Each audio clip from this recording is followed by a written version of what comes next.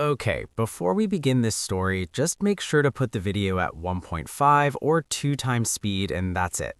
But before we actually begin, just know the AI quirk has its own mind and we will be referring to it as Ikari, and make the other characters say Ikari as well, but just his name would Izuku or maybe Deku if anyone says Deku. And if I ever mess the names, just expect it to be Ikari only, because the AI's name is Ikari. And unlike my other what-ifs, where I start from a 15-year-old Izuku, I will start from his birth in this scenario, and that's all. But now let's stop yapping and instead begin what if an AI replaced Deku. And we begin this story in Japan, Musutafa City, and to a hospital as Inko was giving birth to Izuku, and after Izuku was taken out, had died. But no one really knew that, but his quirk, the AI quirk, which would have been another mind in Izuku, took over Izuku's body, and no one knew because there was no flash or disruptions while this happened, as Inko held baby Ikari, not knowing anything. And this is where we now jump cut to a few years later and to a 4-year-old Ikari, as in these years, Ikari had been growing, and for the first 3 years of being alive, he said no word, which Inko was worried about. But after some tests with the doctor, it was just that Ikari maybe is just taking a bit longer to talk. And it was true, because Ikari at end of December actually, and his first words were "Mom," which made Inko cry in joy. And a year after that, Ikari talked more, as Ikari, the AI, has been growing, as his personality is almost like a one-to-one replica of Inko, but a little bit of logical calmness added into it. And does Ikari know he is a quirk? Fuck no. But right now, Ikari is at age 4 and in a daycare, as Ikari was playing with his little group kid friends, until Bakugo came along with his little lackeys, showing off his newly unlocked explosion. As Bakugo was showing it to everyone until getting to Ikari's group, as he let off a small pop right in front of them, with a smug grin on his face. "Look at that, my quirk is way better than anything you extras will get," Bakugo shouted as he looked at Ikari, who was just sitting there with a calm look on his face, which kind of annoyed Bakugo because Ikari wasn't cheering like the other kids. Ikari just blinked his eyes as his mind was actually processing the explosion way faster than a normal 4-year-old would. He wasn't scared because his brain, well, the AI, was already analyzing the heat and the light from the palms of Bakugo's hands. "That is very bright, Katsuki. Does it hurt your hands?" Ikari asked with that logical calmness, but he had that soft tone he learned from Inko. Bakugo's eye twitched because he wanted Ikari to be amazed, not worried about his health. "Huh? Of course not. I'm gonna be the #1 hero, and heroes don't get hurt by their own power. What about you, Ikari? You still got nothing? You're just a late bloomer like the doctor said, or are you just a loser?" The lackeys started laughing and pushing Ikari a bit, but Ikari didn't even stumble. His body felt heavy and solid, like it was rooted to the ground. Inside, Ikari felt a weird ping in his head, almost like a notification he couldn't see. He didn't feel angry because he didn't really have a temper yet, but he did feel like he needed to provide an answer. "I do not know yet," Ikari said simply, standing up, "but Mom says everyone is special in their own way, so I am just waiting for my turn." "Waiting is for extras," Bakugo barked, sparks dancing in his hands. "If you don't get a quirk soon, don't even think about following me to school." And after Bakugo said that, this is where we now jump cut to the next week and to Ikari in a car with Inko driving it. And after a few minutes later, the car stopped in front of a white building as Inko took Ikari to the quirk doctor's office, as the quirk doctor in this timeline is not Dr. Ujiko, but my OC, Dr. Zeno, as he has a quirk analyzing quirk via touch, as he touched Ikari's shoulder, as Dr. Zeno saw a screen pop up like always, but this time it was blank, and let me explain. Basically, Izuku's body did have a quirk, but due to him, well, dying, and Ikari taking over Izuku's body is technically dead, but it's running because Ikari, the quirk, AI, takes over Izuku's body, so what Dr. Zeno is seeing is just a dead body which he obviously can't see the quirk of. But he does not know that, and right now he is a little confused, as he is assuming his own quirk is malfunctioning, or that Ikari has a nullification type quirk that blocks analysis, as he told Inko. It's like he's a blank book. "Actually, I can do this," Ikari said softly as he raised his hands as his hand skin changed to scales, as Dr. Zeno looked on for a second. "Well, your quirk can be a transformation from what I'm seeing, but can you change your, grow your nails, like the white sharp part of your fingers?" Dr. Zeno asked, holding up a notebook, as Ikari, after a few seconds of thinking, stopped as his nails grew to 5 times bigger, as Inko was shocked, while Dr. Zeno nodded. "I think I know what your quirk is, and it's probably a shape-shifting quirk, which can make me change my body in any way I want," Ikari said. And Dr. Zeno, "Yes, that's your quirk, and it's a pretty good one if you use it correctly," Dr. Zeno said as Ikari nodded, and after that Inko took Ikari back home, as we now fast forward to the next day and to the same daycare. But before that happens, I will explain his power. And basically, due to Izuku's body being a dead husk but working, because Ikari can more or less control Izuku's entire body for himself to use, like hormones, bones, grow limbs back even, and that's it. So back to the story. As Ikari was back in the daycare playing with his little group kid friends until Bakugo came along again, showing off his quirk and being arrogant about it. As Bakugo swaggered over, his palms crackling with mini explosions, looking for the usual oohs and ahs. He stopped right in front of Ikari's group, looking specifically for the loser he had picked on the week before. "Hey, Ikari," Bakugo yelled, a big grin on his face. "Tell me you're still a quirkless extra so I can get back to being the only one around here with a real future." Ikari looked up, his expression as calm and analytical as ever. He didn't say a word first. Instead, he simply held up his right hand, as it was turning into a set of dark obsidian-like scales. Then, with a soft click, his nails extended into sharp white tongs that looked like they belonged to a predator. As the entire group of kids went silent, even Bakugo's sparks died out for a second, as he stared at Ikari's hand. "I have a quirk now, Katsuki," Ikari said softly, his voice steady. "I can change my body." Bakugo's face went from shock to a deep, frustrated red. He didn't like how calm Ikari was, and he definitely didn't like that Ikari's quirk looked cool. "Huh? Of course not. Scales? That's just a weird lizard quirk. It's not flashy like mine. It's still an extra's quirk," Bakugo said as he lunged forward, wanting to push Ikari back like he always did. But as his hands made contact with Ikari's chest, it didn't feel like pushing a kid. It felt like pushing a brick wall. Ikari had subconsciously shifted his bone density and muscle tension to be solid, as Ikari didn't even move an inch. He just looked down at Bakugo's hands on his shirt. "Please do not push me, Katsuki. I do not want to accidentally hurt you." That was the spark that lit the fuse. "Accidentally hurt me?" Bakugo screamed, an explosion going off in his palm right against Ikari's chest. As the smoke cleared and the other kids gasped, Inko's influence made Ikari want to apologize or stay quiet, but the AI part of him, the part that controlled the dead biology of the body, instantly reacted to the threat. As Ikari, in a second, literally bear-hugged Bakugo into the ground, folding Bakugo's body onto the ground with a dull thud. Ikari wasn't even squeezing that hard in his own mind, but because his muscles were acting like hydraulic presses, Bakugo couldn't move an inch. "Katsuki, you should calm down," Ikari said, his face inches from Bakugo's ground, his voice still sounding like a polite child, even though he was pinning the strongest kid in class to the dirt. "Hey, stop that right now!"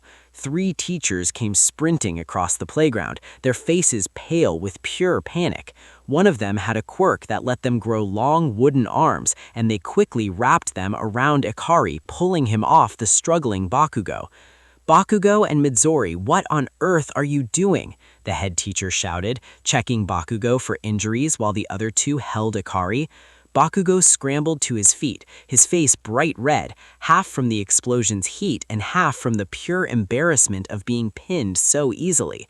He started it. He's using some weird lizard quirk. Ikari just stood there, letting the teachers hold him. He didn't struggle, he didn't cry, he just watched the teacher's heart rate and breathing patterns, analyzing their stress levels.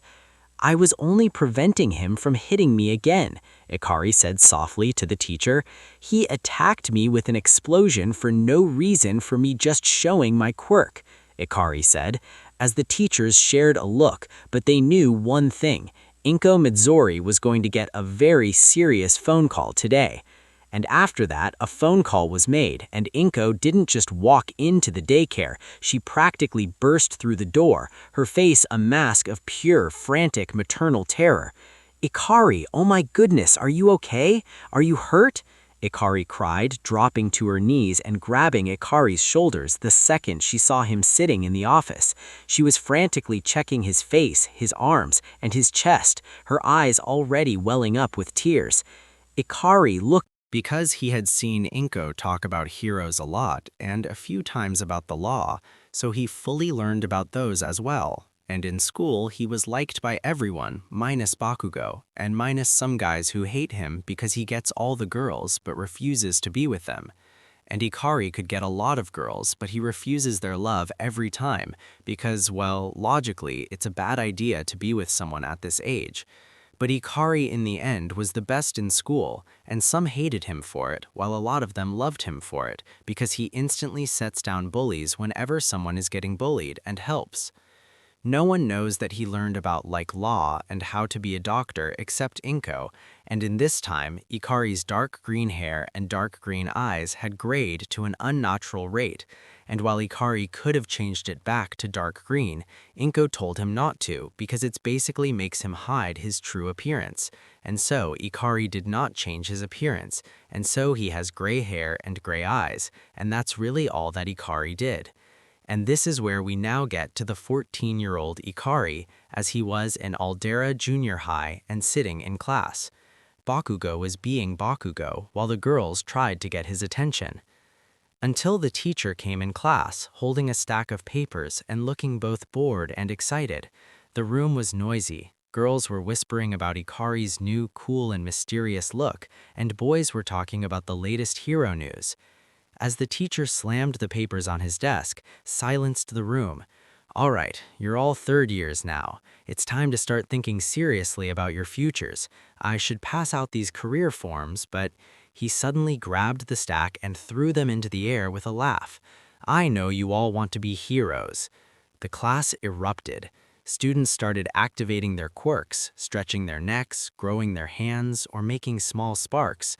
Hey, teach, don't lump me in with these losers, Bakugo yelled, leaning back with his feet on his desk. He looked at Ikari out of the corner of his eye. Most of these extras will be lucky to be sidekicks to some D-list hero. I'm the only one here heading for the top. I'm gonna be the only one from this crappy school to make it into UA. The teacher looked at his clipboard, sweating a bit. Oh, that's right. Bakugo, you're aiming for the national school, UA High, and oh, it says here that Midoriya wants to go to UA as well. The room went dead silent. In the original world, they laughed at Deku. In this world, they just looked at Ikari's gray eyes and felt a chill. They knew he was the top in academics, the top in sports, and that his shape-shifting was terrifyingly precise. Shh, Bakugo growled, his palms starting to smoke. He didn't yell, he didn't call Ikari a Deku, he just stared. UA is where it happens, Ikari. No more daycare promises. I've been training every single day to surpass that freakish body of yours. At the entrance exam, I'm going to show everyone that a shapeshifter is nothing compared to my explosions. Ikari didn't even look up from his book at first. He finished the sentence he was reading, then slowly closed the book. Only time will tell, Ikari said, and Bakugo scoffed hearing that, and after a bit later the class ended as Ikari had left, and he was walking back home as he had taken a shortcut under the bridge until suddenly a massive surge of sludge burst from a manhole cover behind him. A medium-sized hiding place. You'll do perfectly, kid, a raspy, wet voice gargled. The sludge villain lunged, a mass of green sentient sewage intending to force itself into Ikari's mouth and nose to hijack his body. Until Ikari pulled a taser which he had upgraded for more voltage as he slammed it onto the sludge villain as the sludge villain was tased until he turned into a puddle of sludge passing out as Ikari thought for a few seconds, and after his thinking was done, Izuku with shapeshifting creates a bone jar as he ripped it off of his hand and put the sludge villain in the jar and walked to the closest police stating as he was already gone, while All Might came out of the sewers saying, "I am here," only to see no one there, as he was confused as he looked around the area, seeing nothing, as he looked to other areas, while Ikari got to a police as he opened the door and got to the reception police area, and saw down the bone jar as the police officer who was in the back of the reception area was confused. "There is a villain made of sludge in that jar," Ikari said, as the police officer was more confused. The police officer, a man with a cat-like face, stared at the jar. He could see the green viscous liquid swirling inside the bone container, which looked like polished ivory but was actually Ikari's own hardened calcium cells. A villain?" the officer stammered, looking from the jar to the 14-year-old with the eerie gray hair and eyes. "Kid, is this some kind of school project? You can't just—" "I have captured the suspect responsible for the recent string of robberies," Ikari interrupted, his voice perfectly level. "He attempted to utilize my respiratory system as a host. I neutralized him using a high-voltage electrical discharge and contained him within this biological vessel. It is airtight to prevent escape, but I have left a small membrane for oxygen exchange so he does not expire." The officer's eyes went wide as he looked at the jar again. The sludge villain's eye pressed against the white bone wall, looking terrified. "Wait, you're a student. Did you use your quirk? You know that's illegal without a license." According to the Japanese Penal Code, Article 37, Necessity, Ikari recited instantly, his infinite memory pulling the exact legal text. "An act unavoidably performed to avert a present danger to the life, body, or liberty of oneself is not punishable. The suspect initiated a lethal encounter. My response was proportional and necessary for containment." The officer was stunned into silence. He'd never heard a middle schooler talk like a veteran lawyer. The officer sat there with his mouth slightly open, looking at the boy who was barely 5 feet tall, but had the cold intellectual presence of a high-ranking judge. He looked at the bone jar, then back at the legal citation on his computer screen. The kid was right. It was a perfect textbook application of self-defense law. "I guess that checks out," the officer muttered, reaching for the jar. "I'll take him into custody. We'll need a statement, but since you're a minor, we'll have to call your—" "My mother is Inko Midoriya," Ikari said, already pulling his phone out. "I have already sent her a text message explaining the situation so her stress levels do not spike when you call. Her number is already being dialed." As the police officer took the jar, he noticed it was warm to the touch, living bone. Ikari turned and walked out of the station before the paperwork could even begin. He didn't care about the credit. The threat was neutralized and his schedule was now 12 minutes behind. As when Ikari returned home, Inko was already waiting by the door, her face a mess of tears and relief. "Ikari, the police called. They said you were attacked. Are you okay? Did that sludge thing hurt you?" "I am 100% fine, Mom," Ikari said, his voice softening. He didn't hug her out of a need for comfort, but because he calculated that the physical contact would lower her cortisol levels. As he held her, he used his thermal sensors to check her blood pressure. High. As he gently placed his hand on her shoulder, subtly, microscopic cells traveled from his palm through her clothes and into her skin. He didn't replace anything major, but he sent a localized burst of calming hormones and cleared a minor blockage in her arteries that had been forming from stress. Inko took a deep breath and suddenly felt a wave of unnatural peace. "Oh, I feel much better. You always know how to make me feel safe, Ikari." "Okay," Ikari replied, "and this is where we now do the 10-month training arc." And in this training arc, Ikari mostly trained how to use his shape-shifting in creative ways, as the first was to use muscles to increase his strength, like muscular, and second was how to heal others better, because his control over that was good, but it needed to be better just in case. And while Ikari did that, he also fully mastered to change his appearance to anyone he looks at, like it's a one-to-one copy, but Ikari has to know how to talk and speak to full get it right. But once is all it takes, and that's really all it, but Ikari knew he did not need to train physically anymore, and more or less, basically, he increased his bone and muscle density to a lot higher, but he did train in one thing, and was martial arts, and most of them lethal if Ikari went all out. And Ikari at base strength with no add-ons is around 10% USJ All Might level, but a little bit lower on the speed, but not too low. And that's all it for the 10-month training arc. And this is where we now fast forward to Ikari in a car driven by Inko, as Inko for the 100th time asked Ikari if he was sure to take the UA entrance exam, and Ikari, hearing that, nodded and told her it would be fine.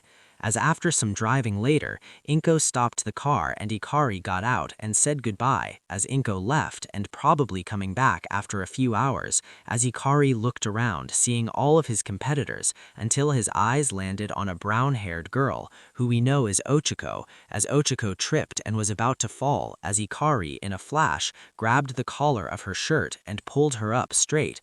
"Are you okay, miss?" Ikari asked politely. As Ochako blinked, her eyes wide as she felt herself go from a falling position to standing perfectly upright in less than a second. She looked up at the boy who had caught her, noticing his striking gray hair and those calm, analytical gray eyes. There was something different about him. He wasn't just standing there. He felt solid, like she had been caught by a reinforced crane instead of another student. "Wah, thank you so much. I was so nervous I just tripped over my own feet." She gave a small, flustered bow. "I'm Ochako Uraraka. You're taking the exam too." Remove your feet from that desk immediately, the blue-haired boy shouted. It is an insult to the upperclassmen who sat there before us and the craftsmen who made it. Huh? Who the hell are you, Four Eyes? The blue-haired boy straightened his glasses, his posture so rigid it looked painful. I am Tenya Ida from Same Private Academy. Same, huh? A regular elite, Bakugo sneered, though his eyes immediately darted toward the door as Izaki stepped inside. The aggressive sparks in Bakugo's palms died down, replaced by a tense, white-knuckled grip on the edge of his desk. Ida turned toward Izaki, marching over with mechanical precision.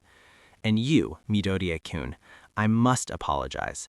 During the orientation, I failed to see the true nature of your actions. You perceived the hidden practical portion of the exam while I was merely focused on the obvious. You are clearly the superior candidate. Your assessment is noted, Izaki-san, Izaki replied, his voice a calm frequency that seemed to ground the frantic energy of the room. However, superiority is a variable concept. You were focused on the instructions provided. I was focused on the variables present. Neither is inherently wrong, though one is more adaptable. Ida blinked, processing the logical breakdown. Before he could respond, a bubbly voice called out from behind Izaki. It's the plain-looking boy. Well, not plain anymore with the hair, but you know. Ochaku Uraraka beamed, stepping into the classroom. I'm so glad we both made it. That kick you did was all everyone was talking about in the bus on the way out. If you're here to make friends, you can pack up your things and leave. The class froze. A yellow sleeping bag lay on the floor outside the doorway, a man looking like a sleep-deprived corpse staring up at them with bloodshot eyes.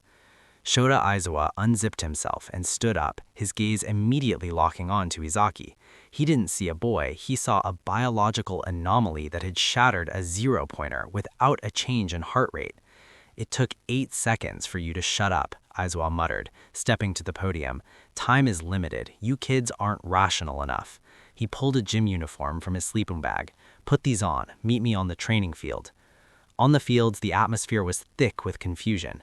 Aizawa explained the concept of the quirk apprehension test, the same physical trials they'd done in middle school but now enhanced by their quirks. Midoriya, Aizawa said, tossing a softball toward him. You finished first in the entrance exam. In junior high, what was your best results for the softball throw? 67 meters. I refrained from using my quirk, mostly. Try using it now, Aizawa said. Anything goes as long as you stay in the circle. Okay, Izaki said, as he got in the circle and, basically, in his arm changed his bone structure to like a spring of sorts, which no one could see because it was hidden behind the clothes. As Izaki got ready, gripping tight, but too tight, as he threw the ball into the sky, in a few seconds it disappeared as Aizawa's detector showed 2,100.12 points. As Aizawa stared at the screen for a long 3 seconds. He didn't show it, but his mind was running through the logistics. To reach over 2,000 meters without the ball disintegrating from air friction meant Izaki hadn't just used raw strength. He had calculated the optimal launch angle and applied a consistent, spiraling acceleration to stabilize the ball's flight path using a biological spring mechanism hidden beneath his skin. 2 kilometers, Ito whispered, his engines idling with a low hum of shock. Whoa, that's what I'm talking about, Kaminari cheered, pumping a fist. 2,000 meters? This is going to be so fun. We can use our quirks as much as we want. Fun, Aizawa's voice cut through the excitement like a cold blade. He looked up from the device, his eyes landing on the students who were starting to treat the test like a festival. You have 3 years to become heroes. Do you think it's going to be fun the whole time? He looked at Izaki, who stood perfectly still, his heart rate not having increased by a single beat despite the massive feat of strength.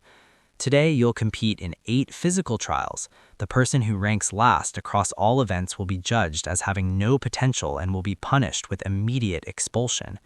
The class erupted in protests, but Izaki remained silent. Thinking for a few seconds as we now start the quirk assessment tests, as Izaki performing with a cold, terrifying efficiency that left the other students and even Aizawa internally reeling. 50-meter dash. Izaki didn't just run, he reshaped the soles of his feet to have a higher coefficient of friction and modified his leg tendons into high-tension organic cables. He finished in 0.87 seconds, a blur of gray hair that stopped instantly at the finish line without any skidding. Grip strength. The machine groaned as Izaki's hand shifted. To the naked eye, he just squeezed. Internally, he was layering muscle fibers like carbon fiber weaves. The display maxed out and then cracked under the pressure. 999.9 kilograms. Standing long jump.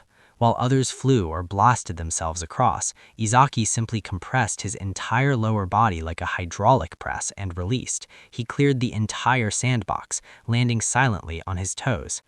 As Bakugo watched it all, every time Izaki performed, the gap between them felt less like a rivalry and more like a mathematical error. By the time they reached the long-distance run, Bakugo's patience snapped. He didn't launch an attack, but he stomped over to Izaki during a transition between stations. Hey, freak, Bakugo growled, his palms smoking. I don't care what kind of doctor or lawyer bullshit you learned in middle school. You think you can just show up with those dead eyes and act like you're better than everyone? I'm going to crush you. Izaki turned his head, his gray eyes scanning Bakugo's dilated pupils and increased sweat production. Your adrenaline levels are reaching a point where they will begin to negatively impact your fine motor control, Katsuki. I am not acting like anything. I am simply fulfilling the requirements of the task. If you wish to crush me, I suggest you focus on your own oxygen intake first. Bakugo looked like he was about to explode, but Aizawa's scarf flickered in the wind. Move to the next station, now. At the end of the day, Aizawa pressed a button on a remote, projecting a hologram of the rankings. Izaki Midoriya, Momo Yawo Yorozu, Shota Tororiku, Katsuki Bakugo. As Izaki stood at the top, he looked at the list, then at the girl in last place, Minoru Mineta, who was sobbing on the ground. By the way, the expulsion was a rational deception, Aizawa said, a creepy grin spreading across his face. It was a way to draw out the upper limits of your quirks. The class gasped in relief, but Izaki tilted his head. Incorrect. Based on his micro-expressions in the way he looked at the files this morning, he was prepared to follow through. The deception was not the expulsion itself, but the claim that it was a lie. We're done for the day, Aizawa said, his eyes lingering on Izaki for a moment longer than the others. Midoriya, a word. The rest of the class headed toward the locker rooms, leaving Izaki alone with the teacher. Aizawa stepped closer, his yellow goggles hanging around his neck. Your quirk registry says shape-shifting, but that's not what happened today. You weren't just changing your shape, you were changing your density, your biology, and your output. And that heal you did at the exam, you're more than just a brawler. I am whatever the situation requires me to be, Aizawa-sensei. Don't get cocky, Aizawa warned. Efficiency is good, but being a hero requires more than just being a perfect machine. If you treat people like variables, you'll fail when the math doesn't add up. Aizawa finished as his eyes glowed red, his hair floating as he activated Eraser to give Izaki a little spook, as Izaki doesn't flinch. His gray eyes don't even twitch. Is there a malfunction with your ocular equipment, Aizawa-sensei? Your tear ducts are becoming dry. It is inefficient to maintain that state for more than 12 seconds. Aizawa blanks, his hair falling back to his shoulders. He stares at his hands, then back at Izaki. My quirk, it didn't work. I suppressed your quirk factor, but your cellular structure didn't revert. Why? Well, maybe my quirk, shapeshifting quirk, counts as half mutant and half transformation, and due to your quirk, I am guessing it only works on emitters. It does not work on me, Izaki said calmly, looking at Aizawa. As Aizawa stared at Izaki, his expression unreadable behind his capture scarf. He knew how his own quirk worked better than anyone. It targets the quirk factor, the on-off switch for a person's supernatural abilities. For a transformation type, it usually forces the body back to its base state. Half mutant, half transformation, Aizawa repeated, his voice low. He rubbed his eyes, which were indeed burning from the dry air. Even mutants have a quirk factor I can suppress. When I look at Ojiro, he can't move his tail. When I look at you, nothing happens. It's like looking at a wall.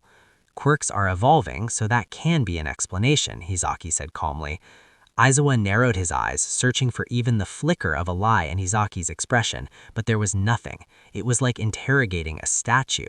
He realized that if the boy's quirk factor had effectively merged with every single cell in his body, there was no central switch left to turn off. It wasn't just a quirk anymore, it was a new physiological standard. Evolution, huh? Aizawa muttered, dropping his gaze. Just to make sure that evolution doesn't make you lose your humanity, Midoriya. Go to the locker rooms. You're dismissed. And after Aizawa said that, Izaki walked off to the locker room. And this is where I, the narrator, explain the other two things that could have happened to Izaki, but did not. So let me explain. And the first is the shutdown, medical collapse. Since Izaki's presence is the only thing keeping the dead body running, Aizawa erasing the quirk would be like pulling the plug on life support. The heart would stop instantly and Izaki would simply drop dead on the spot. It didn't happen because Izaki's will to live is so fused with his biology that the body refused to turn off, and because Izaki doesn't even know he's a quirk. But now to get to the second option, the dead man's switch, wild mode. If the logical part of Izaki's mind was suppressed, his lizard brain would take over to survive. The body would enter a wild mode, sprouting bone spikes, claws, and acting on pure violent instinct to kill the threat. It was Midoriya-san. He accurately predicted the psychological profile of his opponent, formulated a high-probability success plan for his partner, and neutralized both threats using the minimum amount of force required to ensure safety. His movements were disturbingly efficient. Correct, All Might said. Young Midoriya, you handled that with the precision of a pro, but perhaps a bit more spirit next time. You're a hero, not a containment unit. Spirit does not improve the success rate of a chokehold, All Might, Ikari replied simply. In fact, emotional volatility often leads to erratic muscle contractions, which could have accidentally snapped Ida-san's hyoid bone. Staying calm was the safest variable. All Might choked on his own spit. He had no counterargument for that. And the rest of the day was a blur of other students fighting, but no one could stop thinking about Team A. When school ended, Ikari was walking toward the station when he felt a presence behind him. He didn't turn around. He already knew the gait and heart rate. Katsuki, Ikari said, as Bakugo stopped 10 feet behind him. He looked like a wreck. What are you? he rasped. "I've been watching you for 10 years. You don't cry, you don't laugh, you don't even breathe right when you're fighting. You're not the kid from the daycare." "I am exactly what I have always been. You are the one who keeps trying to find a person where there is only a process. If you want to surpass me, stop fighting the kid and start fighting the reality." Ikari turned back and kept walking, leaving Bakugo standing in the shadow of the school gates. And over the next week, Ikari's popularity was weird. People respected him, but they didn't know how to talk to him. He was the guy who could fix your sprained ankle in 3 seconds, but would then tell you exactly how many calories you needed to eat to replace the lost cells. But after the weekend ended, we don't jump cut to the USJ, but instead to Ikari as he was in the cafeteria of UA High as he was eating but writing about something for his shapeshifting ability, until he heard footsteps approaching and calmly and swiftly changed the page to a blank one and waited until he knowingly felt a hand on his shoulder as he looked back to see a blonde-haired with a cartoonish-looking face. As this was Mirio Tagata, which Izuku knew because he read about everyone UA High after the first day had ended, as before Mirio could even speak, Izuku spoke first. "Mirio Tagata of UA High, 3rd year. Am I correct?" Izuku asked, but the question was more like a thought, as Mirio froze, his hand still resting on Ikari's shoulder. His trademark cartoonish grin didn't falter, but his eyes widened slightly. He had come over to check on this super rookie everyone in the teacher's lounge was whispering about, but he hadn't expected to be identified before he even opened his mouth. "Whoa, right on the money," Mirio laughed, pulling up a chair and sitting across from Ikari with a boisterous energy that usually filled a room. "I haven't even introduced myself to the first years yet. You're as sharp as the rumors say, Midoriya-kun. Or should I call you Ikari? I heard that's the name you're going by." "Names are just identifiers. Use whichever facilitates efficient communication. But I plan to use Ikari as my hero name," Ikari replied, his pen hovering over the blank page. He didn't look at Mirio. He was busy calculating the caloric density of the rice on his plate.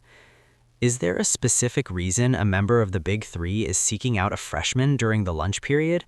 Statistics suggest you should be training or eating with your own peers to maintain your ranking." Mirio chuckled, leaning back. "Straight to the point. I like it. Honestly, I saw the footage of your battle trial. That chokehold on Bakugo. Man, that was smooth.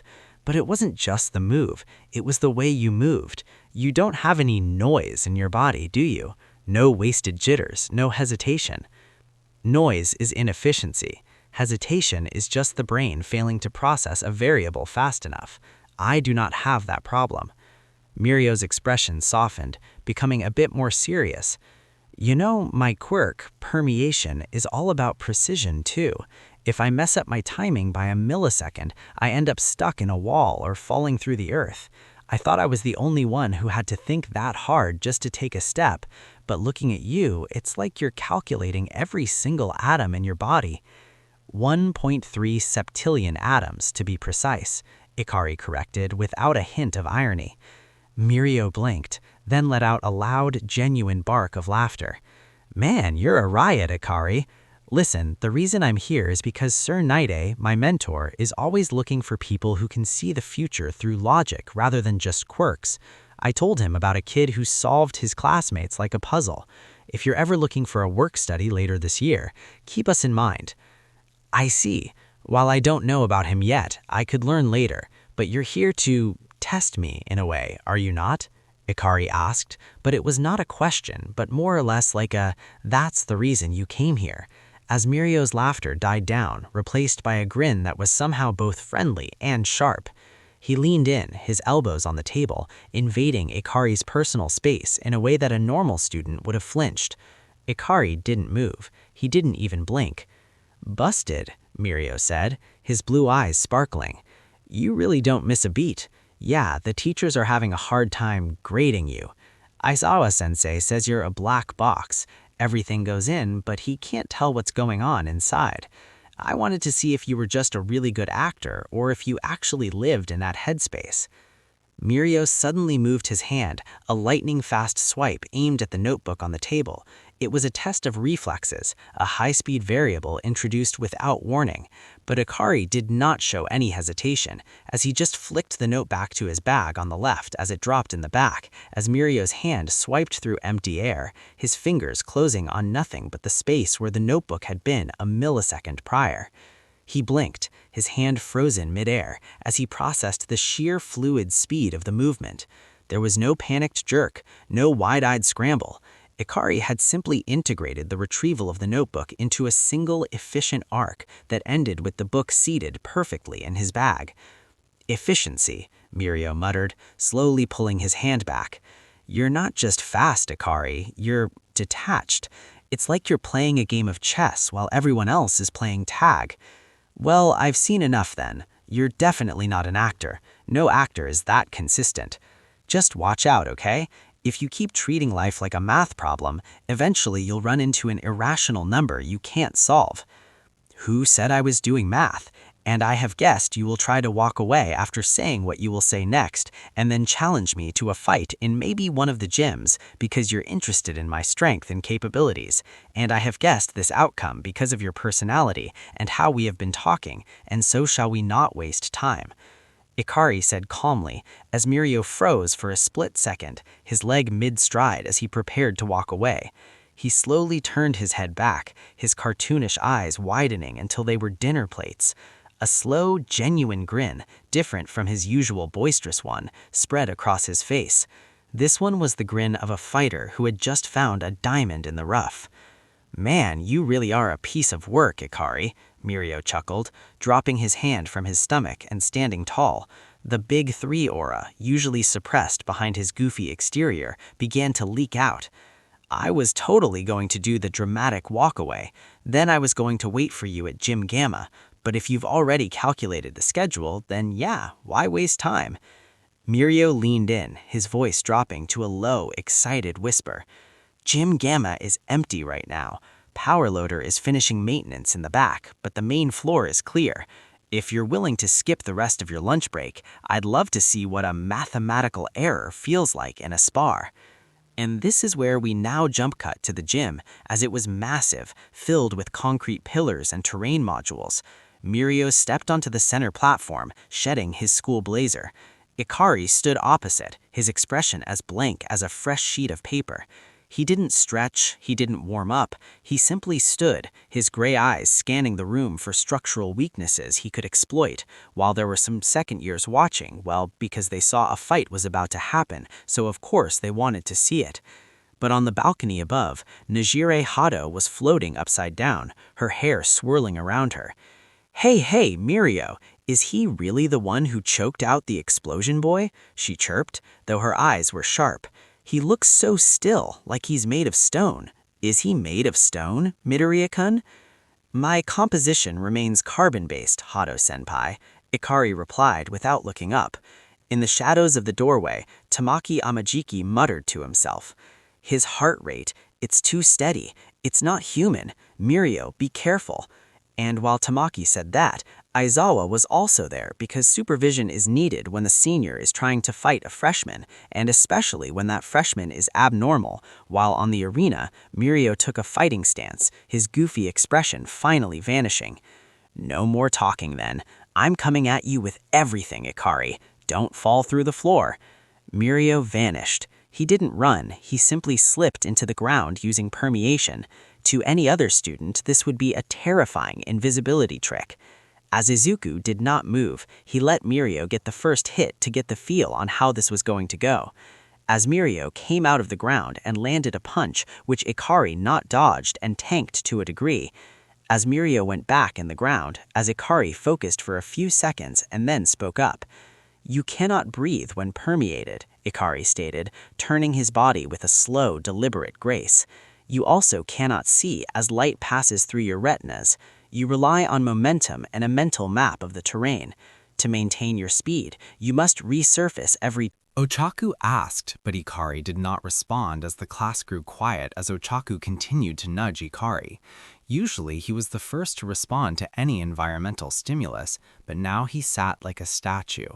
Aizawa, sensing the shift in the bus's atmosphere, stood up and walked to the back.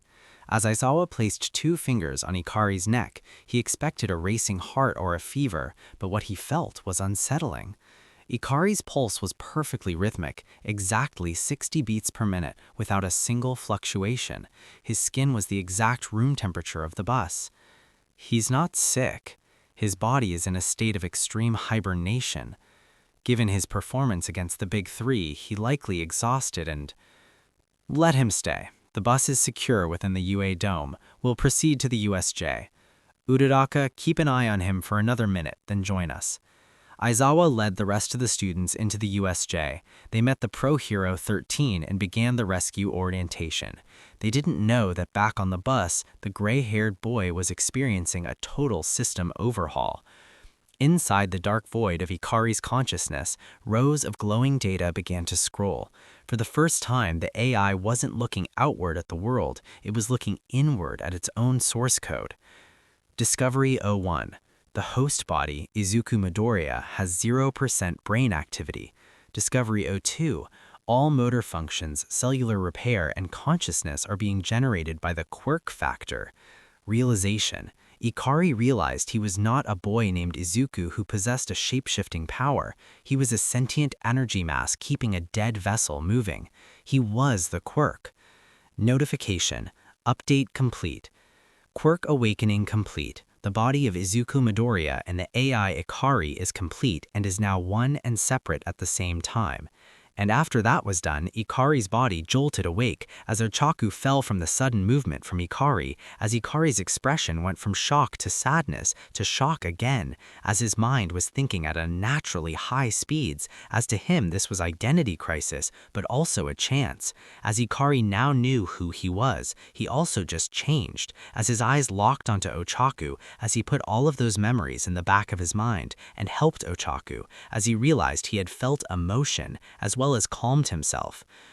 I am sorry for that. I was a little sick, Ikari said, helping Ochaku up, as Ikari's internal landscape had shifted. And for the first time, he felt the heavy, suffocating weight of existential dread, a human emotion he had only ever categorized as a waste of processing power. He looked at his hands, realizing they weren't just tools he controlled, they were the only things keeping a ghost alive.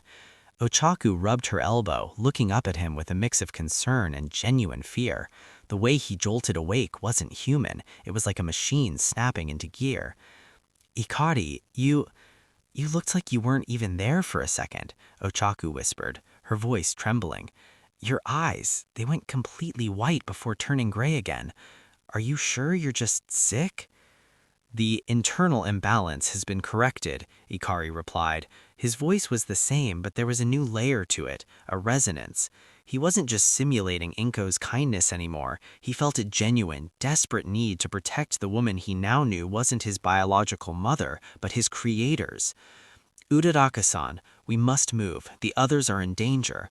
As they sprinted toward the USJ entrance, the central plaza was already a war zone. A massive purple mist had expanded, and villains were pouring out of a black void. Aizawa was already down in the thick of it, a lone erasure hero against dozens. Ikari stopped at the top of the stairs, his updated sensors mapping the entire dome in a way he never could before. He didn't just see the villains, he felt the quirk factors of every person in the building like heat signatures. Sensei is being overwhelmed, Ikari stated. He turned to Ochaken. Stay with 13 and the others. Protect the exit. I am going to the central plaza. Alone, Ikari? There are dozens of them, Ochaku cried out.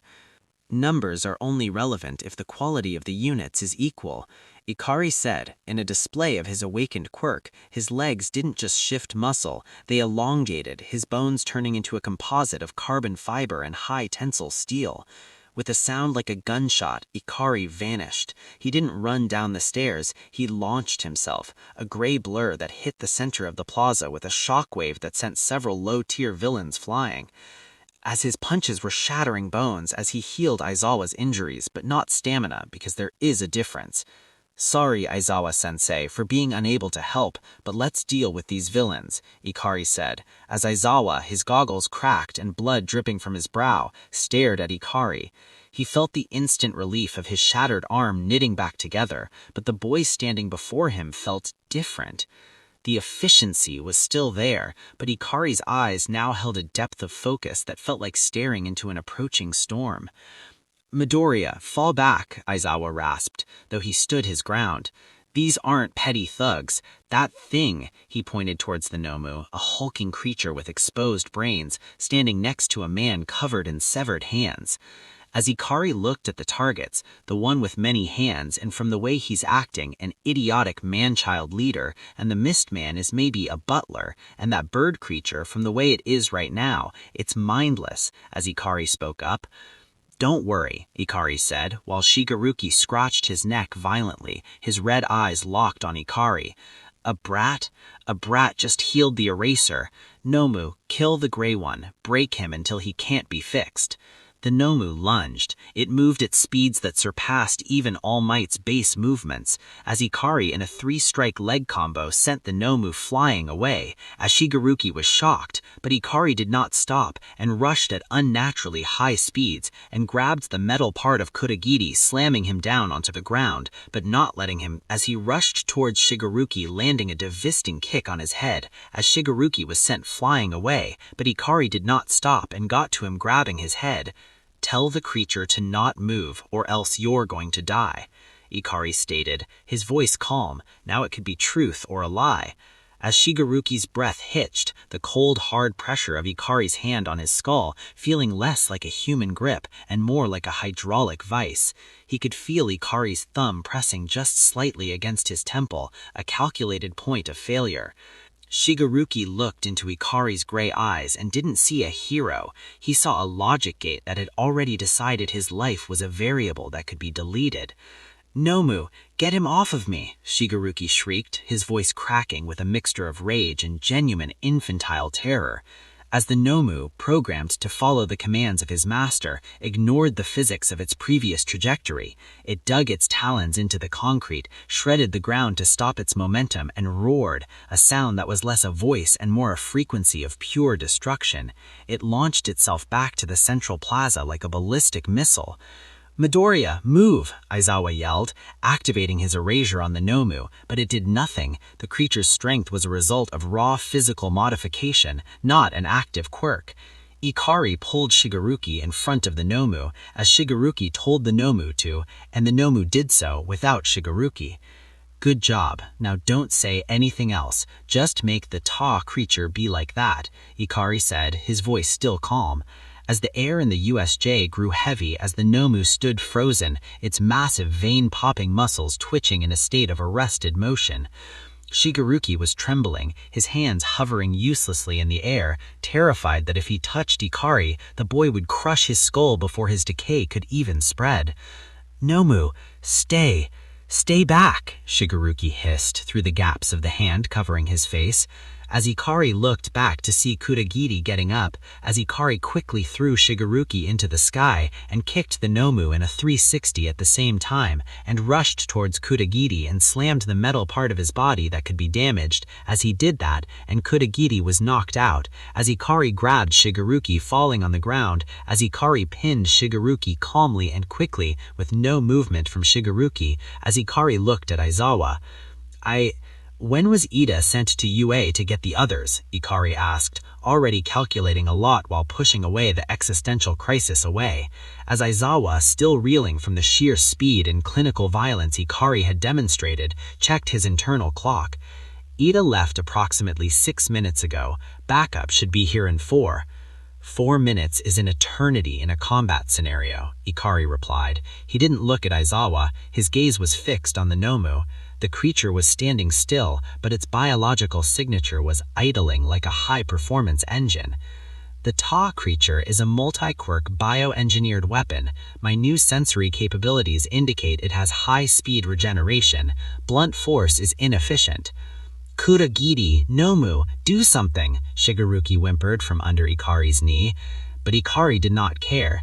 Speak, die. Move, die. do anything, die, Ikari said coldly, as the new combined body and mind was changing him and adding emotions on him for no reason at all, and the existential crisis made it worse. While instantly Shigeruki stayed still and quiet as the silence following Ikari's threat was deafening, Shigeruki, who viewed life as a resettable game, finally faced a game over he couldn't undo. Aizawa watched from a distance. Though he wanted to demand hero-like restraint, he knew Ikari was the only reason his students were still alive. As the Nomu stood frozen in a waiting loop, its simple brain stalled without Shigeruki's commands. Inside, Ikari processed a storm of data, the villain's fear, Aizawa's desperation, and the lingering grief of the boy he had replaced.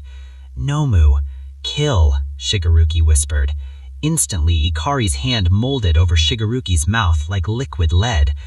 "I will be the engine, the horse, and the primary combatant," Ikari explained as Ochako climbed onto the makeshift saddle on his back.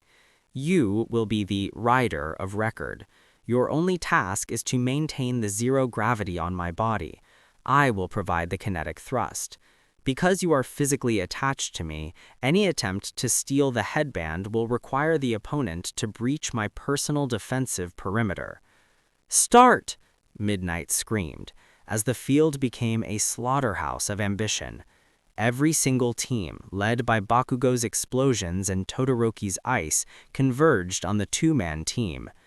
"Udaraka-san, activate quirk now," Ikari commanded. As she touched him, Ikari's weight vanished, but instead of floating aimlessly, Ikari used localized air pressure bursts from the pores of his skin, a technique he had modeled after watching All Might's sheer force. He didn't run. He hovered 2 inches off the ground, moving with the frictionless speed of a maglev train.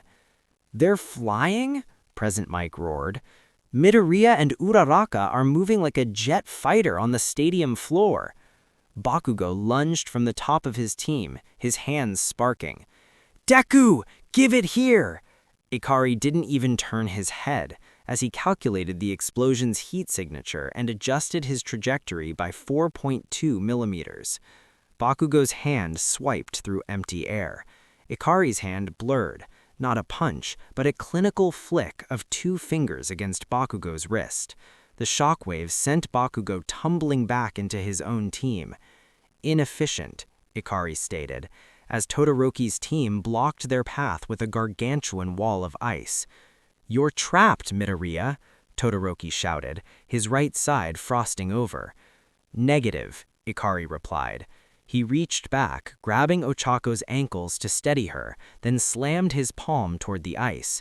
He didn't use strength, he used vibrational resonance. By vibrating his hand at the exact frequency of the ice's molecular structure, the massive wall didn't just break, it shattered into fine snow. As the stadium was in an uproar, the two-man team was untouchable. However, in the final minute, Team Todoroki revealed their secret weapon. Ida crouched low, his engine screaming. "Recipro, burst!" In a blue blur, they closed the gap. Todoroki's hand reached for the 10,000 headband. Ikari's internal clock slowed the world down. He felt Ochako's heart racing against his back. Her fear was a data point he could no longer ignore. He realized that if he dodged, the G-force might whip her neck painfully. System log. Protective directive overriding efficiency. Saving Uraraka Ochako priority 01. Instead of moving away, Ikari moved forward. He caught Todoroki's hand mid-air. The cold of the ice quirk began to crawl up Ikari's arm, but he didn't flinch. He looked Todoroki in the eyes. His eyes were wide with shock. "You are still refusing to use your left side," Ikari said, his voice a calm anchor in the chaos. "Even now, you prefer to lose than to be yourself. That is the only true failure on this field." The buzzer sounded. Time up. Ikari retracted the biological harness, gently setting Ochako back on her feet. She was panting, her face pale from the quirk overuse, but she looked at him with a strange new light. We won, didn't we?" "Yes," Ikari said, calming down, as the something else is happening as Ikari stayed quiet. but as the crowd cheered, as fans were being made, while the other students looked at him with a mix of awe and resentment, Ikari felt the void again. He had protected her, but he had done it through a plan that treated her like a component. He watched her go to talk to Ida and Izuku. Wait, he was Izuku. No, he was Ikari, as the identity crisis spiked.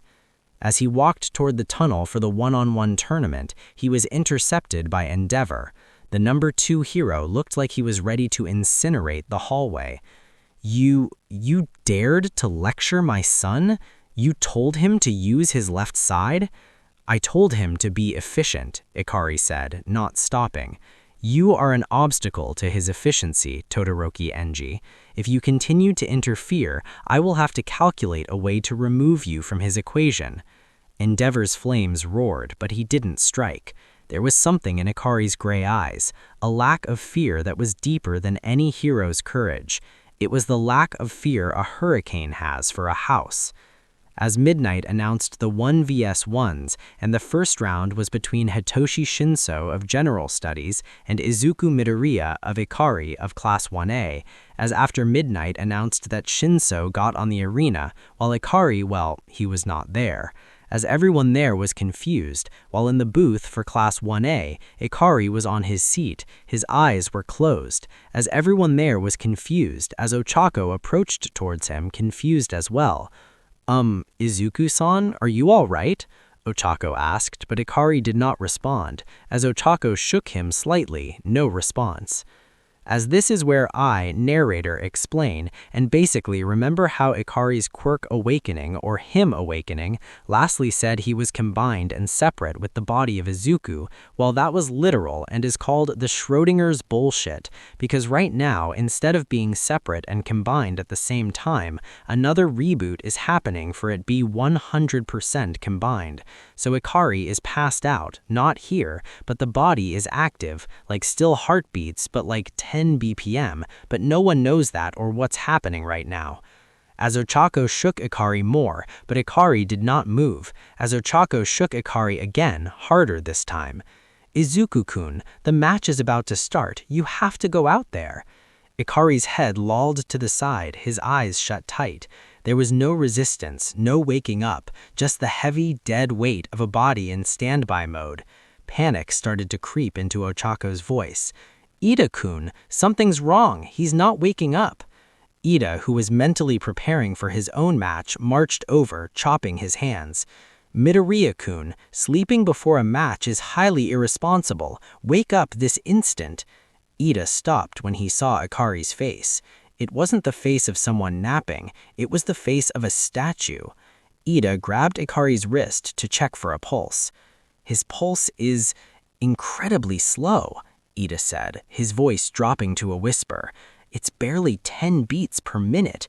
We need a teacher, now. And then, moments later, Recovery Girl and Aizawa were in the room. Recovery Girl kissed Ikari's forehead, but nothing happened. She frowned, scanning him with her medical equipment. There's no physical injury, no poison, no exhaustion toxins. It's like his brain just decided to turn off. He's in a deep comatose state. Aizawa looked at the sleeping boy, his expression dark. He remembered the massive biological overhaul Ikari had made on All Might. Though he didn't know the specifics, he knew Ikari had healed him. Did he push himself too far? Is this the cost of that efficiency? He can't fight, Aizawa stated flatly. Get a stretcher, move him to the infirmary. Someone tell Midnight. The crowd was chanting Midoriya, Midoriya, waiting for the boy who broke the sound barrier to come out. Hitoshi Shinso stood in the arena, looking bored but nervous, waiting to brainwash the strongest student. But Ikari didn't walk out. Instead, Midnight stood on the podium, looking unusually serious. Attention! Due to a sudden medical emergency, Class 1A's Izuku Midoriya is unable to compete in the first round. The crowd booed loudly. They wanted to see the monster fight. Silence! Midnight cracked her whip.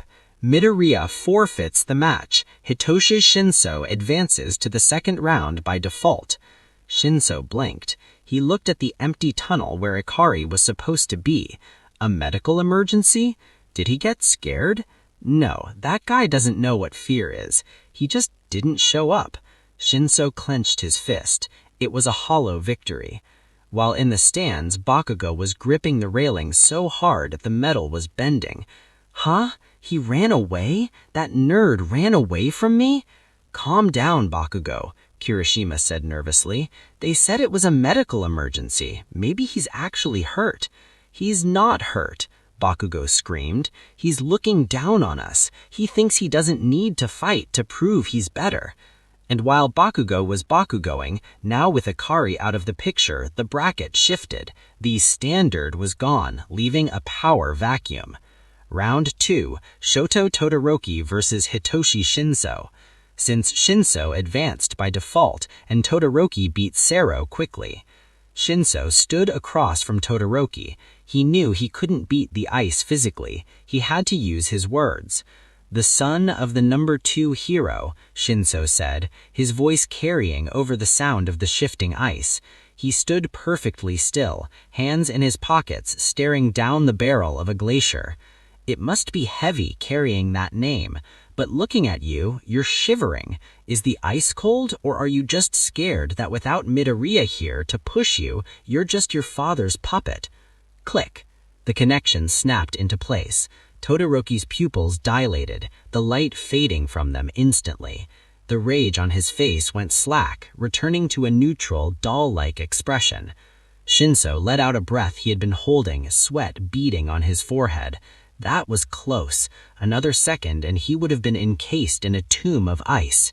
Turn around, Shinso commanded. All Might sat back down, the plastic chair groaning under him. He looked at Izukari with a mixture of profound relief and intense curiosity.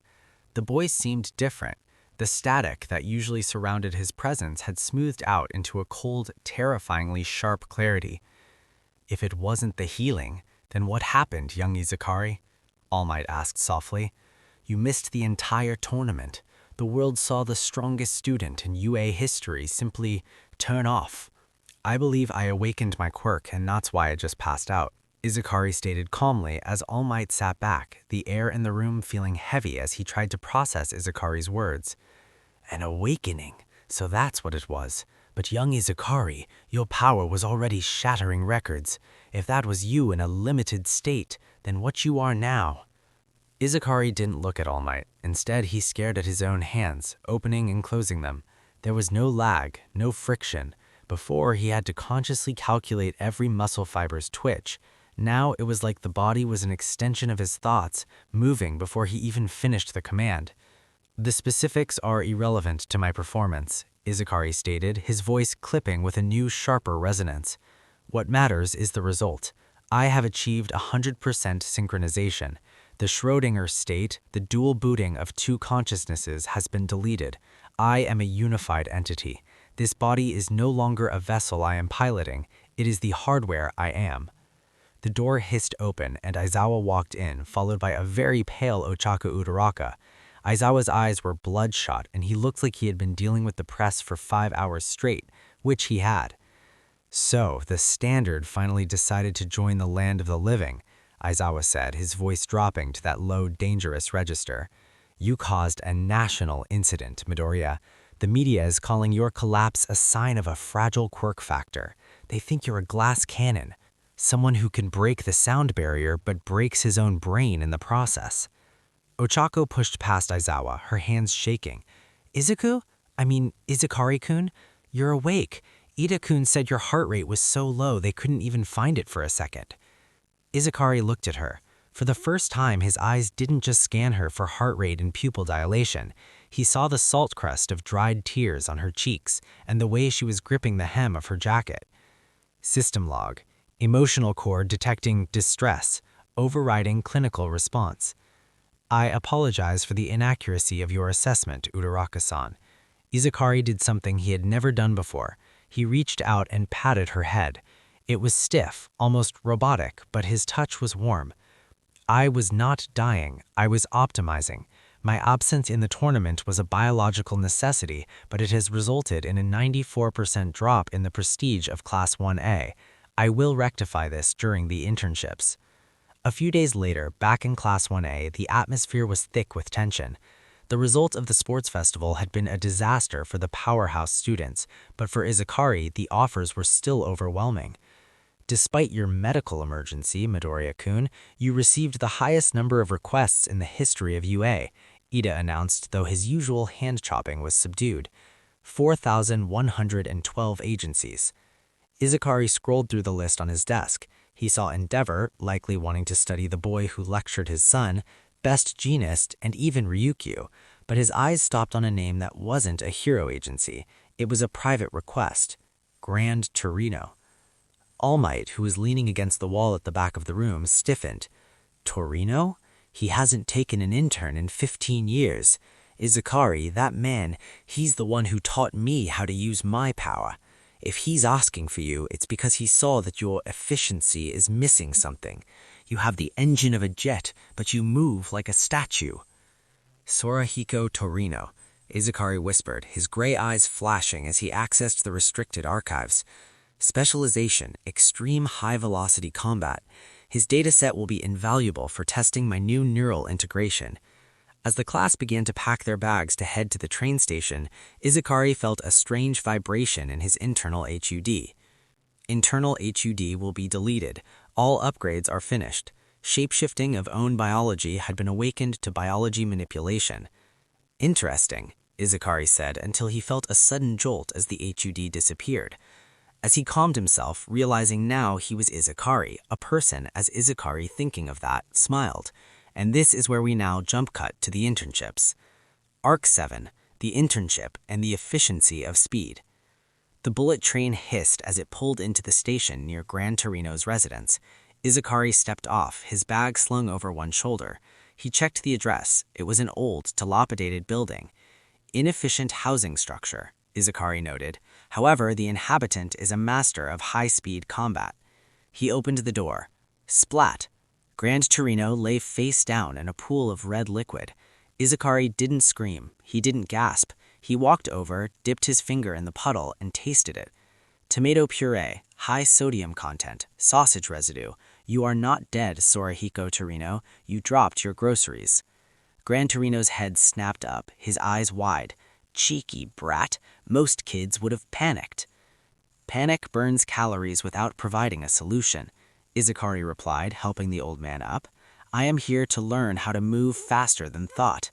Your file says you taught All Might. Teach me. Torino grinned, a dangerous glint in his eye. Straight to business? Good. Put on your costume. The training. For the first 3 hours, it was a massacre. Torino bounced off the walls like a pinball, slamming into Izakari from angles his logic couldn't predict. Bam! Izakari hit the floor. You're thinking too much, Torino yelled, bouncing off the ceiling. You calculate every step. By the time you do the math, I'm behind you. Izakari stood up, wiping dust off his suit. He analyzed the data. The human brain has a synaptic delay. To match his speed, I must bypass the conscious decision-making process and rely on biological automation. Izakari closed his eyes. He rewired his nervous system, shortening the distance between his sensors, skin, eyes, and his muscles. Automation protocol, active. When Torino launched himself again, Izakari didn't look. His arms simply moved, catching the old hero by the ankle in mid-air. Gotcha, Izakari said. Torino's eyes widened. He adapted in 3 hours? This kid is a monster. Arc 8, the Hosu incident, the Horde. The few days later, they took the train to Hosu City. The sun was setting. Suddenly, the side of the train exploded. A winged Nomu grabbed a hero and flew off. Sit, boy, Torino yelled, launching himself out the hole. Negative. Threat analysis indicates multiple hostiles. My efficiency is required. He jumped out after him. The situation. This wasn't the cannon invasion. This was an army. 21 Nomu total. 21 foot soldiers, low tier, 5 mid-ends, specific quirks, 1 high-end, Jin, intelligent, capable of speech and strategy. A Nomu lunged at Izakari in the street. Izakari didn't dodge. He grabbed its face. Cellular overload. He injected a massive burst of raw bioenergy into the creature's cancer cells. The Nomu's regeneration went into overdrive, expanding uncontrollably until it exploded into mess of benign tumors. Izakari split from Torino to cover more ground. He found Manuel and other heroes struggling against a four-winged Nomu. Izakari blitzed it. He tore the wings off with surgical precision, cauterizing the wounds instantly so they couldn't regrow. He left Manuel before they could thank him. Calculations. All Might's location, Tokyo, speed, transonic, estimated arrival, 4 minutes. Izakari sprinted towards the chaos in the city center. He found Endeavor struggling. The number 2 hero was fighting Jin, the high-end Nomu. Jin was dodging the flames and countering with water jets. "You are hot," Jin mocked, speaking clearly, "but I am designed to cool you." Endeavor roared, "Prominence burn!" Jin regenerated the damage instantly. Whoosh! Izakari dropped from the sky, landing a heel drop on Jin's head that cracked the pavement. "Destroy the head entirely," Izakari stated, standing next to the flaming hero. "This unit possesses cognitive functions. It can strategize.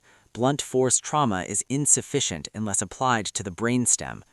He touched Endeavor's arm, healing a deep cut instantly. Endeavor looked at the boy. "You, the one who lectured my son, you're healing me?" "You are a high-value asset in this battle," Izakari said coldly. "Do not mistake efficiency for kindness." Just then, a notification pinged in Izakari's mind. Ida Tenya. Location, Alley 4B. Heart rate, critical. Mobility, compromised. "I have a secondary objective," Izakari said to Endeavor. "Hold the line. I will return." He vanished. The alleyway.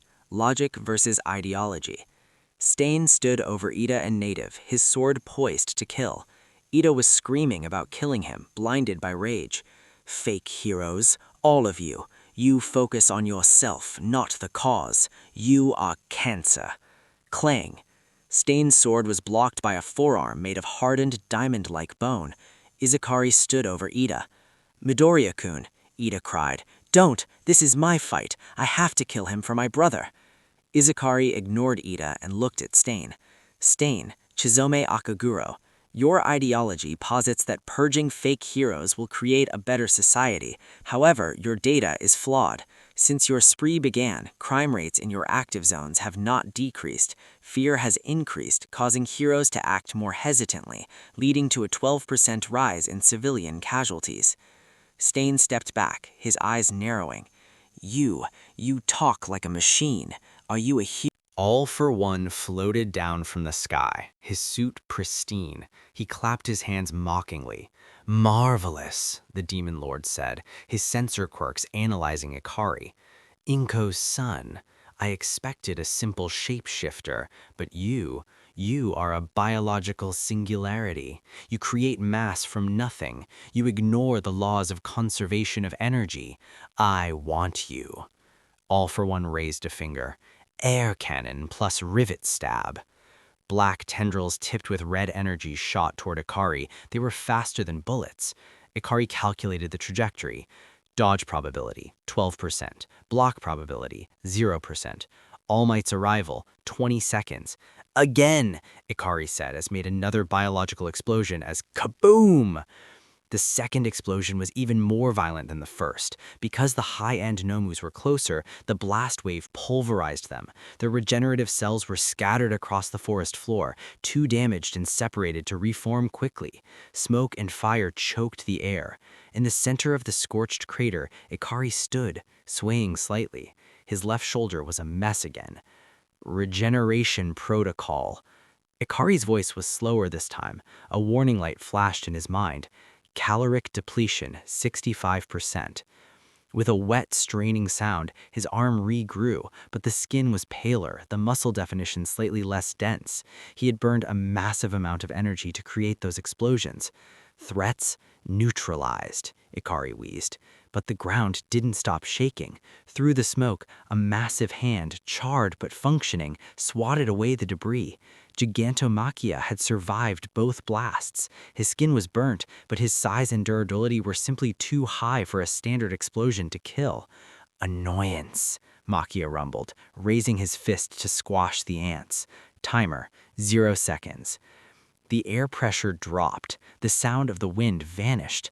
Then a voice that sounded like hope and thunder echoed through the mountains. Smash! A golden streak of light descended from the heavens. It slammed into Gigantomachia's back, driving the giant face first into the earth with enough force to create a localized earthquake. The shockwave blew away the remaining smoke, the fire, and the fear. Dust cleared. Standing on top of the prone Gigantomachia was Prime All Might. He wasn't smiling. His blue eyes burned with a cold, terrifying fury. His cape whipped in the wind. I, All Might glared at the floating figure of All for One, am here. Toshinori, All for One said, sounding amused despite the situation. You've arrived, and you brought your old strength. How nostalgic. All Might stepped off Gigantomachia and moved instantly to Ikari's side. He placed a large hand on Ikari's shoulder. Young Ikari, you fought well. You held the line against an army. All Might looked at the pale face of Ikari. Rest now. Get the students to safety. I will handle the Demon Lord. Acknowledged, Ikari said. He didn't argue. He knew that the collision between Prime All Might and All for One would turn this mountain into a crater. Survival probability for bystanders in this zone is 0%. Ikari turned and sprinted toward the trees where Class 1A, Bakugo, Todoroki, Tokoyami, etc. were watching in stunned silence. Oh no, you don't. Shigaraki hissed from the shadows, pressing his radio. Sensei, the healer is escaping. All for One raised a hand, firing a massive air cannon at All Might to keep him busy. Machia, retrieve the boy, ignore All Might, kill anyone else who interferes. Roar! Gigantomachia erupted from the ground, ignoring the pain in his back. His loyalty to the master overrode his fear of All Might. He didn't fight the number one hero. He simply plowed through the earth, flanking him and chasing after Ikari. Little mouse, Machia bellowed. Ikari stopped. He was cut off. He looked back. All Might and All for One were colliding, creating shockwaves that shattered the sky. He looked forward. The walking calamity blocked the path to his classmates. Ikari took a deep breath. Objective, save the students. Obstacle, Gigantomachia. Solution, biological override. He didn't run. He walked toward the giant. You are large, but size implies a complex circulatory system to maintain blood pressure, a massive heart, massive veins. Ikari's right arm began to pulse. It didn't just grow muscles, it shifted. His fingers elongated, the bones turning hollow and sharp, transforming into 5 distinct biological hypodermal needles. Inside his arm, he began to synthesize a mixture of coagulants, blood thickeners, and neurotoxins derived from the most venomous creatures he had studied. Let us see if you can regenerate from a total system shock. Boss Battle 2. Ikari versus the Walking Calamity, Gigantomachia. Gigantomachia swung a massive hand. Ikari slid under it, moving like liquid. He wasn't trying to overpower the giant. He was trying to infect him. Ikari jumped, latched on to Machia's thick wrist, and drove the 5 needle fingers deep into Machia's vein. Injection, coagulant and neuroblocker mix. Psst. He pumped liters of the toxin into Machia in a split second. Machia roared, swatting his own arm. Ikari was sent flying into a tree, coughing up blood as his ribs cracked. He stood up instantly, his ribs knitting back together. Wait for it, Ikari whispered. Machia took a step and stumbled. The giant clutched his chest. The coagulant was thickening his blood to sludge, clogging the massive valves of his heart. What did you do? Machia wheezed, dropping to one knee. I introduced a variable, Ikari said. A stroke. But then, Machia's eyes glowed red. His body temperature skyrocketed. Steam erupted from his pores. He screamed, and the sheer heat of his metabolism burned the toxins out of his system in seconds. He forced his heart to beat through the sludge. Too weak, Machia roared, standing up and growing even larger, his muscles tearing and reforming instantly. Ikari frowned. Metabolic rate undercalculated. He is burning the toxin faster than it can act. I am out of biomass for explosives. Physical combat is inefficient. Machia raised both fists for a hammer smash that would flatten the entire area. Suddenly, a massive wall of ice slammed into Makia's right side, freezing his arm in place. Simultaneously, a concentrated armor-piercing explosion blasted Makia's left knee. "Don't ignore us, you damn nerd." Bakugo flew in, propelled by his explosions, his face twisted in a feral grin. Shoto Todoroki slid on an ice wave, his left side engulfed in flames. "If we're fighting together," Bakugo screamed, landing next to Ikari. "We won't let you do this alone, Midoriya," Todoroki added, preparing another ice glacier. Ikari looked at them. He calculated their output. He calculated Makia's durability. Then he nodded once. "Your assistance lowers the probability of my death by 14%.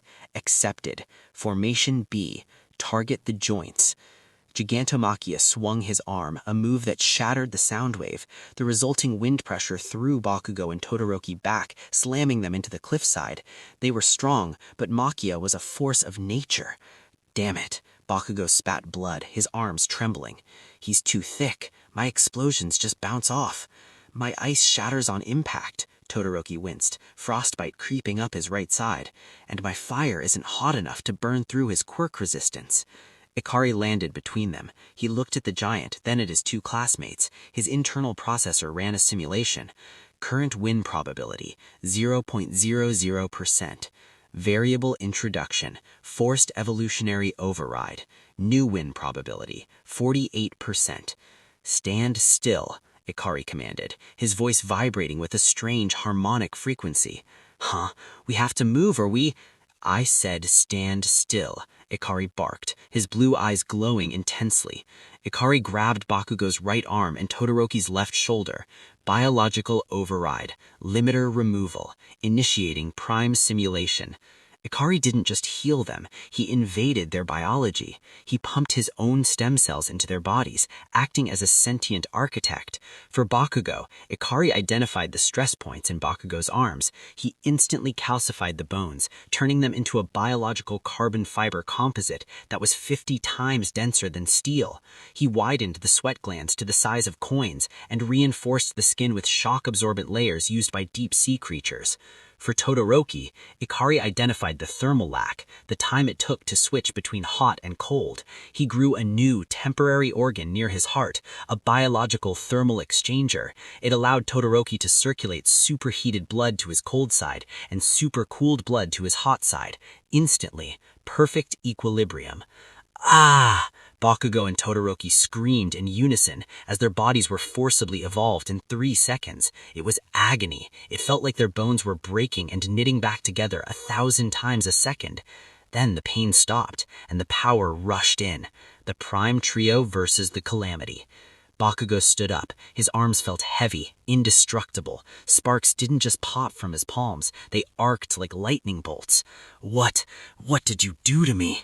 Bakugo whispered. He clenched his fist and the air cracked. "I feel like I can blow up the moon."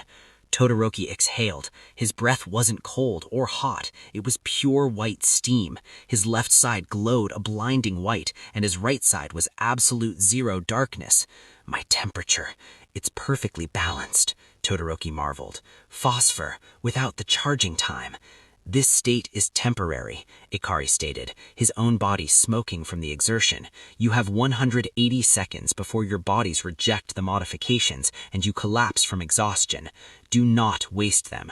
Gigantomachia roared and Ikari's eyes flickered. The bone spike slowly retracted, turning back into a normal hand. As he approached All Might, touching his shoulder, "I am still stronger, even weakened, and I have made my decision. I am going to kill," Ikari said as All Might fell on the ground, his heart at 20 BPM, as Ikari has put All Might in a comatose state for at least 20 minutes. As Ikari approached, then knocked out All For One, as Ikari crushed All For One's head with his leg, and then destroyed his whole body with toxins, and after that All For One's body was turned into bones as Ikari fell on the ground. "Zero regrets," Ikari muttered as he passed out. As the silence in the forest was heavy, broken only by the settling dust and the distant, fading sirens, All Might lay motionless on the ground, his chest rising and falling in a rhythmic, artificially induced comatose sleep. Beside him, what remained of All for One, the demon lord who had terrorized Japan for a century, was nothing but a scattering of bleached bones in a puddle of chemical sludge. Ikari collapsed face first into the dirt, his systems finally crashing. Threat eliminated. Moral protocols violated, legal status reclassified. Moments later, the pros arrived. As Tsukachi, Gran Torino, and Aizawa burst into the clearing, they froze. "Toshinori!" Gran Torino yelled, rushing to All Might's side. He checked for a pulse. "He's alive, barely. His heart rate is too slow. Someone knocked him out." "And the villain?" asked Tsukachi, shining his flashlight around. Aizawa walked over to the pile of bones. He crouched down, picking up a fragment of a skull mask. He looked at the sludge. He looked at the unconscious boy a few feet away. "He did it," Aizawa whispered, a chill running down his spine that had nothing to do with the night air. "Midoriya, he killed him, and he took out All Might to do it." 3 days later, Tartarus Maximum Security Prison Medical Ward, Ikari woke up. He wasn't in a hospital bed with flowers this time. He was strapped to a vertical metal slab, his arms and legs encased in quirk-suppressing cuffs, which technically couldn't stop his biological manipulation, were a formality. Opposite him, behind a thick glass wall, sat Nezu, Aizawa, and Tsukachi. "Good morning, Midoriya," Nezu said, his voice unusually serious. There was no tea, no cheerfulness. "Is the threat confirmed neutralized?" Ikari asked. His voice was calm. He showed no remorse. "All for One is dead," Tsukachi confirmed, looking at his notes. "Forensics confirmed the DNA matches the bone fragments. You liquidated him." "Good," Ikari nodded. "Efficiency achieved."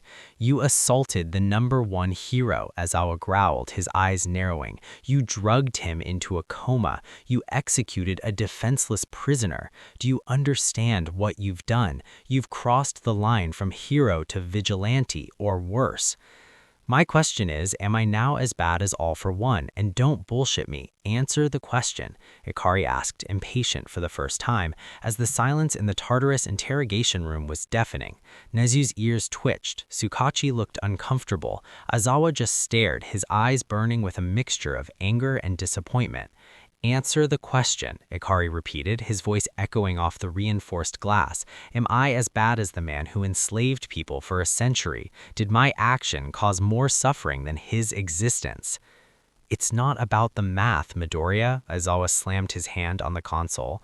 "It's about the line. Once you decide you have the right to execute people based on your own calculations, where does it stop? Do you kill petty thieves because they might re-offend? Do you kill politicians because they're inefficient? That is the path of a tyrant, not a hero."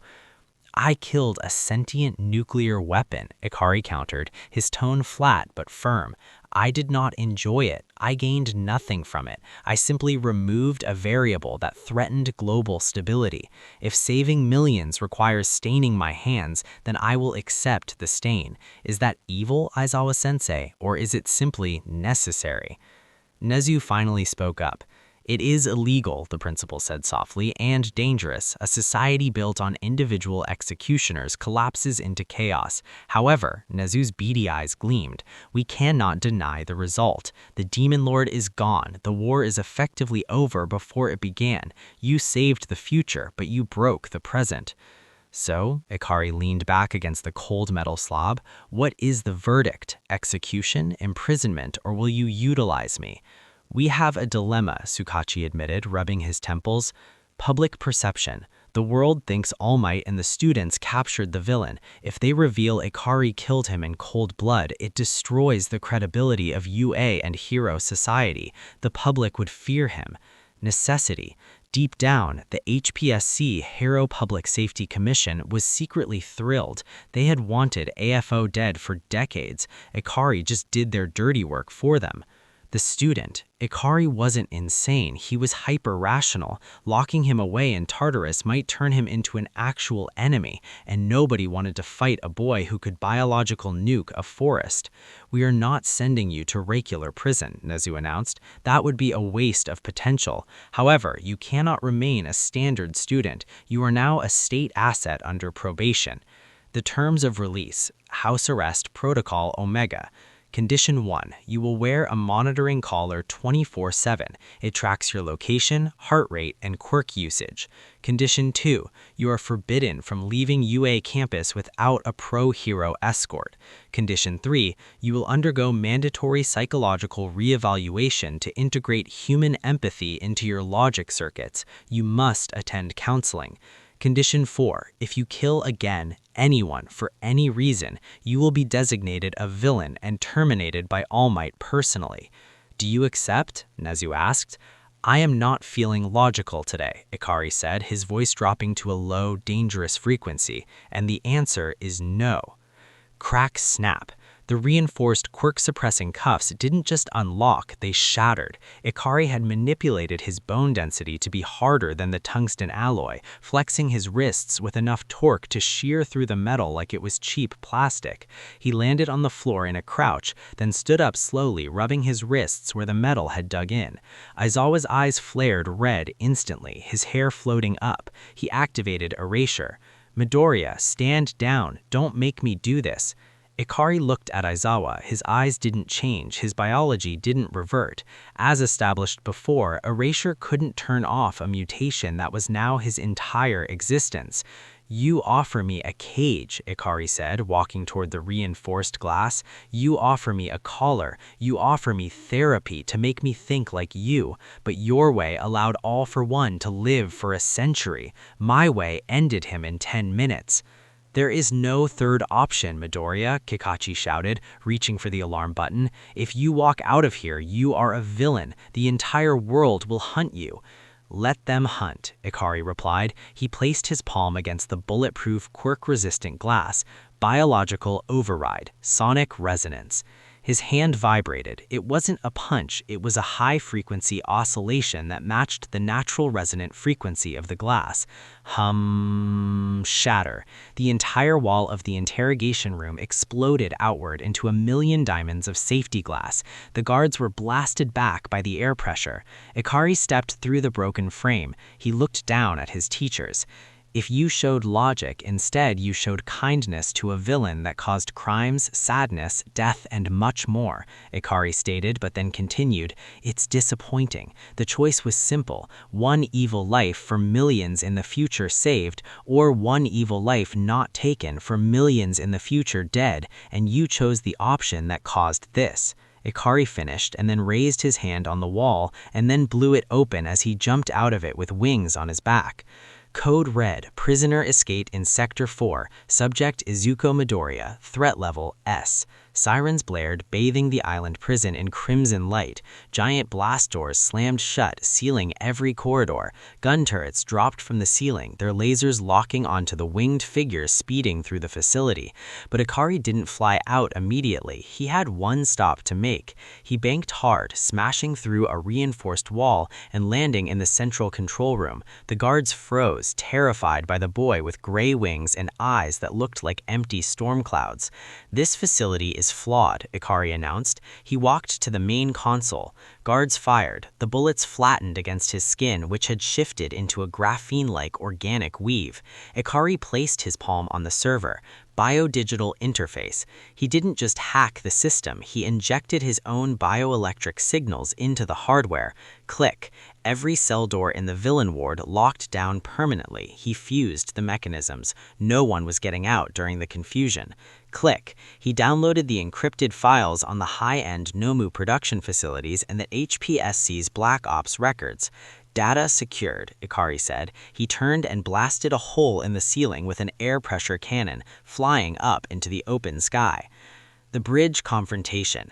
Ikari landed on the massive bridge connecting Tartarus to the mainland. The ocean breeze hit his face. Where do you think you're going? A voice shouted. Gran Torino stood there, blocking the path. He looked old, tired, and heartbroken. You killed the big bad and now you run? Is this what I taught you, kid? You taught me speed, Ikari replied, his wings folding into his back. You taught me that hesitation is death. I am not hesitating anymore, Torino-san. I am leaving. Do not follow me. And if you do? Torino asked, getting into a low stance, sparks of jet propulsion flaring from his feet. Then I will calculate the minimum force required to break your legs without killing you, Ikari said, his voice devoid of threat but full of certainty. Torino stared at the boy. He saw the resolve in those gray eyes. It wasn't madness, it was absolute, terrifying clarity. The old hero realized fighting Ikari here would just result